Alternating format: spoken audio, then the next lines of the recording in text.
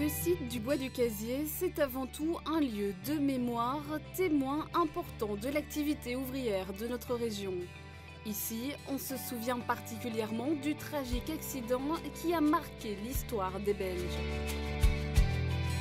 Cette catastrophe minière la plus importante que notre pays a connue en 1956, qui a fait 262 victimes. Et la région wallonne a voulu non seulement rendre hommage à ces travailleurs, mais également expliquer ce qu'a été cette épopée industrielle de la Wallonie au XIXe siècle et au début du XXe siècle. Durant la révolution industrielle, Charleroi fut le centre d'activité économique du pays. Le Bois du Casier était l'un des principaux charbonnages du royaume. La mission première du Bois du Casier est de préserver la mémoire de cette tragédie, mais de la compléter par le contexte qui est l'industrialisation de notre région, avec le musée de l'industrie, le musée du verre, des ateliers en fonctionnement et également la découverte d'un domaine boisé avec 3 terrils. Il y en a 3 ici, facilement accessibles, qui permettent non seulement de comprendre aussi ce qu'a été l'extraction houillère, le triage, le lavage de la houille, et en même temps maintenant c'est arboré, il y a une faune, une flore tout à fait particulière. Le Bois du Casier, c'est aussi un vaste site de balade de pas moins de 25 hectares.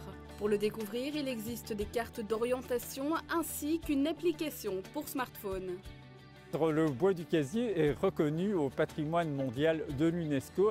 Le Bois du Casier est également labellisé patrimoine européen puisque la catastrophe de 1956 est à l'origine de l'Europe sociale et d'une première réflexion sur la sécurité au travail. Cette année, le Bois du Casier célèbre un double anniversaire, celui des 65 ans de la tragédie, ainsi que les 75 ans de l'accord belgo-italien homme contre charbon. Ceux qui ne connaissent pas Charleroi ou qui en ont une mauvaise image doivent d'abord venir au Bois du Casier avant de porter un jugement sur notre région. C'est là, ici, que se comprend mieux ce que sont les Carolo, toute leur histoire difficile, mais dont ils sont fiers.